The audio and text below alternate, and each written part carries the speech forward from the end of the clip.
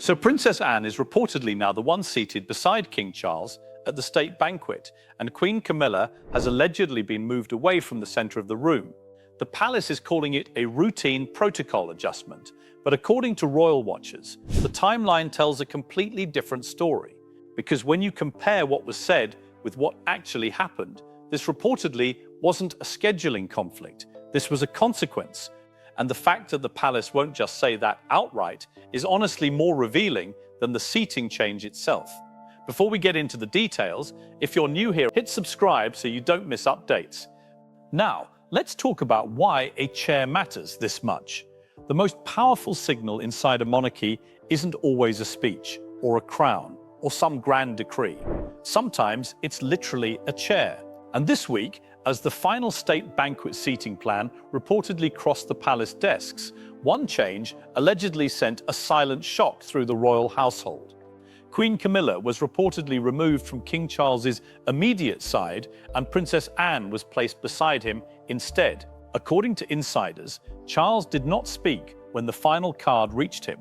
He allegedly read the names once, then again, as if the paper had turned cold in his hands.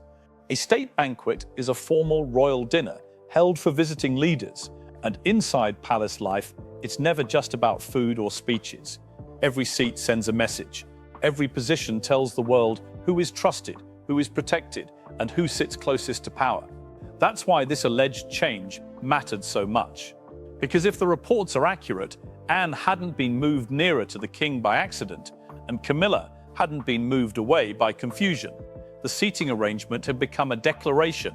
Camilla reportedly received the update in private, and according to sources, for a moment, she didn't react at all. She allegedly held the note, eyes fixed on the line where her place should have been, because the Queen understood the wound beneath the wording.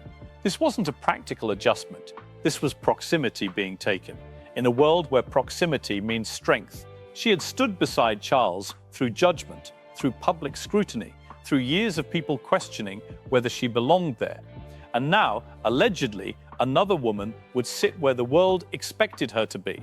Anne reportedly heard the news very differently. No grand announcement, no ceremony.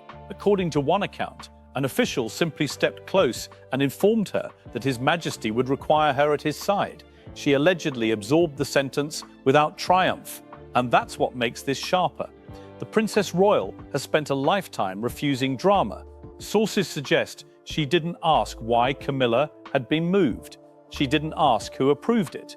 She simply accepted the duty, because Anne reportedly understands better than anyone that when the crown calls, emotion waits outside. Then came the quiet gesture that allegedly made the decision feel final. An aide reportedly opened the rehearsal folder, removed Camilla's place card, and slid it beneath the papers. No one raised their voice. No one needed to. And Charles, according to insiders, watched and understood that the palace had crossed a line it couldn't uncross. What looked like a small change had become a silent test of loyalty. And the king allegedly knew the answer would wound someone before the evening ended. Once that chair moved, everyone inside the palace reportedly began asking the same dangerous question: who had become indispensable to the king, and who had quietly been pushed away? To the public, the banquet was supposed to be polished silver, diplomatic smiles, and royal tradition. But behind the doors, three people were allegedly carrying three very different storms. Charles needed steadiness, Camilla needed recognition, and Anne needed nothing at all. And that last part, according to commentators, is exactly what made her the most powerful figure in the room. The moment her name reportedly moved beside the king, the emotional balance of the palace changed. Charles allegedly felt the pressure before anyone said it aloud, because a state banquet isn't simply dinner under chandeliers. It's a national performance where the monarchy shows visiting leaders, diplomats, and the watching public that the crown remains stable. Every gesture matters, every companion matters, and for a king reportedly carrying the weight of age, illness, family fracture, and public doubt, the person beside him had to look unshakable. He needed calm. He needed discipline. He needed someone who wouldn't pull the evening into private emotion. And Camilla, according to royal observers, understands the danger of distance better than anyone. Her public standing has always been tied to being seen near Charles during the grandest royal moments, not because she lacks title, but because title alone was reportedly never enough. She needed the image, she needed the reassurance that the room still accepted her as the woman closest to the monarch. So when that closeness allegedly shifted, even slightly, it wasn't a small embarrassment. It was a warning. It told the palace that her position could still be measured, adjusted, and quietly reduced. Sources claim Charles sat alone before the banquet briefing, staring at the protocol sheet as if it had become a confession. Protocol is the rule book of royal order, the system that decides who stands where, who walks first, who sits closest, and who carries the weight of public meaning. He reportedly saw Anne's name beside his own and knew Camilla would feel the blow before the night even began. And yet, he allegedly didn't cross it out. He didn't call the aide back. That silence, according to insiders, became its own decision. Camilla's composure reportedly cracked in the smallest possible way. According to one account, a dresser asked whether her jewels should match the king's table position. And for one painful second, the question hung in the room like a mistake no one dared correct. She allegedly answered softly that her position had changed. The words were controlled. The hurt beneath them, reportedly, was not. She had survived years of judgment to stand beside Charles. And now Anne would allegedly occupy the place that speaks louder than any announcement. Anne, meanwhile, reportedly didn't celebrate. Sources say she folded the revised schedule, placed it away, and prepared as if duty had simply handed her another burden. But according to insiders, there was something even colder underneath. Charles had allegedly been warned that the optics would be explosive, and he still refused to reverse the arrangement. Which means, if the reports are true, the replacement wasn't sudden. It had roots, and those roots reportedly led back to a private trigger the palace tried to bury. To understand why Anne was allegedly placed at the king's side, the story has to move backward, to the moment Camilla reportedly lost something far more fragile than a seat: trust. Every royal rupture has a beginning, but not every beginning looks dramatic while it's happening. This one allegedly began at a private diplomatic reception 3 nights before the banquet, when a remark, a pause, and a closed door reportedly changed the temperature inside the palace. By the next morning, the seating plan was no longer a formality. It had allegedly become a message. Camilla reportedly didn't arrive that evening, expecting a confrontation.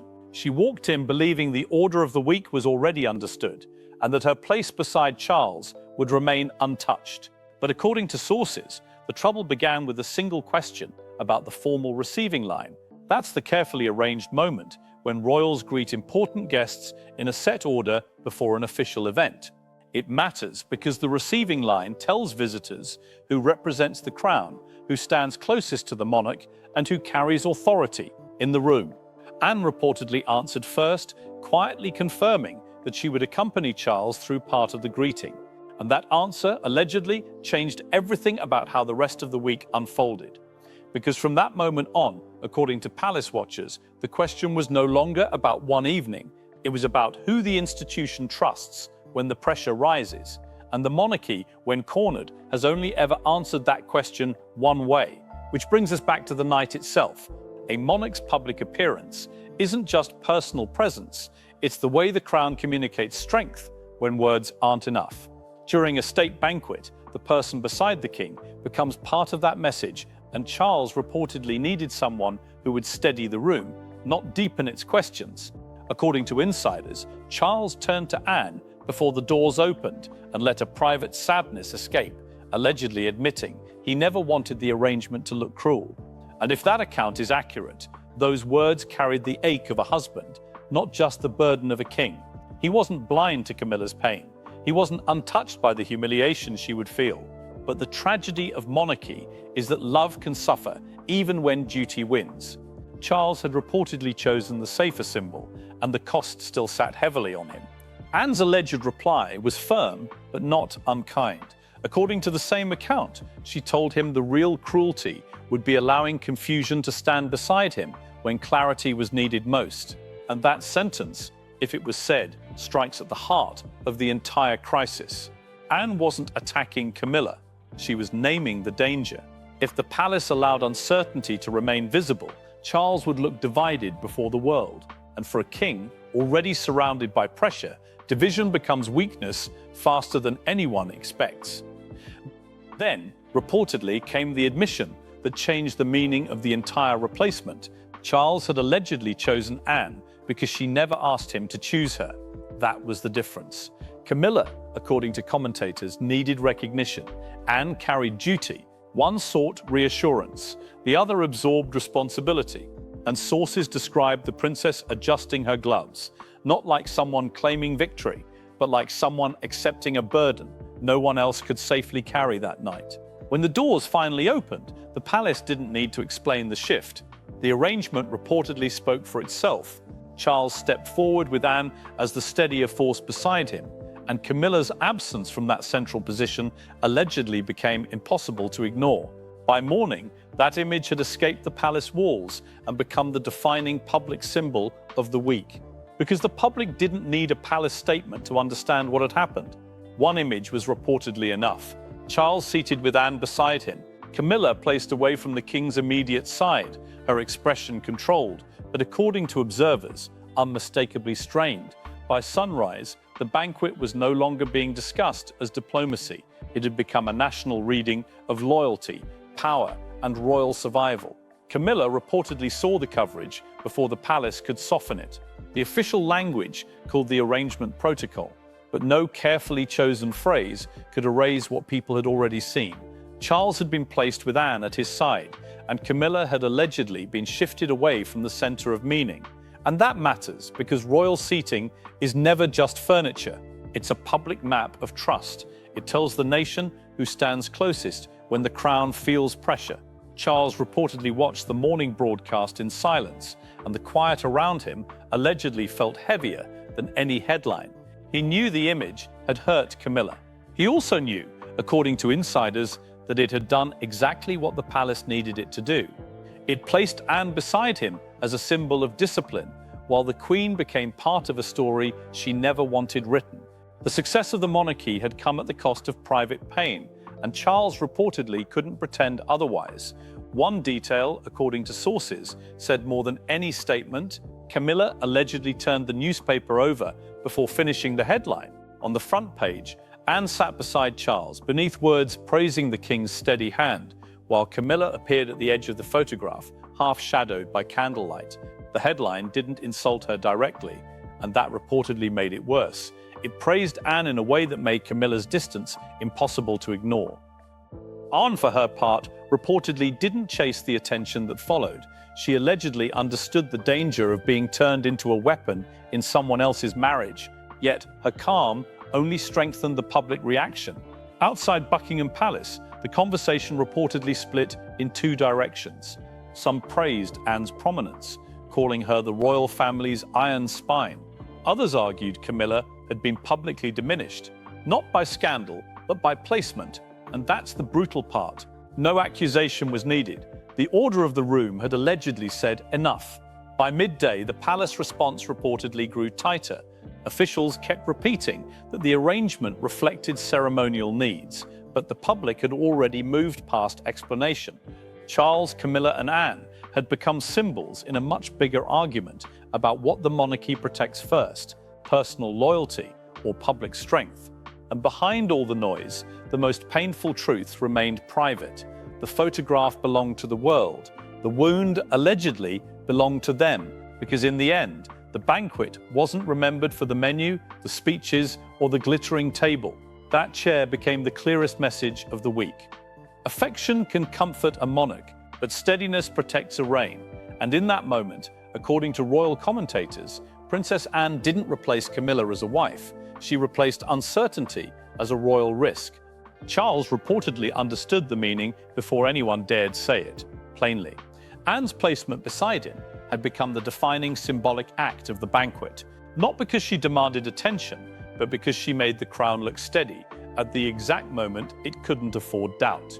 And the crown here means the monarchy as an institution, the power, the duty, and the public trust carried by the sovereign beyond personal feelings. This was never only about a dinner. It was about whether the king appeared protected, disciplined, and unshaken in front of the world. Camilla allegedly felt the cost in the quiet. After the applause faded, she hadn't been stripped of title. She hadn't been publicly condemned, yet the wound was reportedly sharper because it came through placement, through distance, through the silent language royals understand better than anyone.